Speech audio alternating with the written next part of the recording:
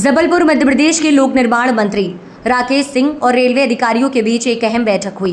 बैठक में कई महत्वपूर्ण निर्णय लिए गए, जिसमें मुख्यतः रेलवे की छोटी रेल लाइन की भूमि पर सड़क बनाने का प्रस्ताव को मंजूरी मिली, जिसमें छोटी लाइन से लेकर ग्वारी घाट तक सड़क बनाने पर सहमति बनी।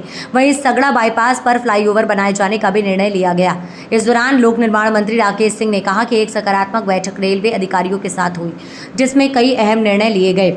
वहीं इस दौरान उन्होंने आपातकाल को लेकर कहा कि आपातकाल एक ऐसा काल दिन है जिसमें लोकतंत्र को कलंकित करने का काम किया गया है, जबकि भारत विश्व का सबसे बड़ा लोकतांत्रिक देश है। वहीं आपातकाल को देश कभी नहीं भुला सकता, जिसमें अपने हितों को देखते हुए करोड़ों लोगों को आपातकाल की आग में जलने के लिए छोड़ दिया गया है। आज बहुत महत्वपूर्ण बैठक रेलवे के साथ में हमारी हुई है। उसमें मुख्य रूप से विषय था, जहां नैरो गेज की लाइन थी ग्वारी घाट वाली, उस जमीन के उपयोग को लेकर लंबे समय से चर्चाएं रेलवे के साथ चल रही थी। आज बहुत विस्तार से चर्चा हुई है। उसमें दो अलग अलग विषयों पर बातचीत प्रमुखता से है।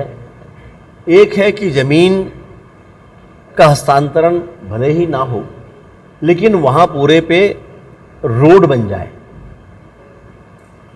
और वो रोड बने, जमीन का मालिकाना हक भले ही रेलवे के पास रहे। दूसरा है कि जो प्रस्तावित किया गया है रेलवे को, अभी गधेरी की जमीन लेकर रेलवे यहाँ की जमीन मध्य प्रदेश शासन को हस्तांतरित कर दे। उस पर रेलवे की अभी तक आपत्ति थी, वो गधेरी की जमीन नहीं लेना चाहते थे। लेकिन आज उस पर काफ़ी विस्तृत चर्चा हुई है और उम्मीद है कि उस पर संभावना बन जाएगी।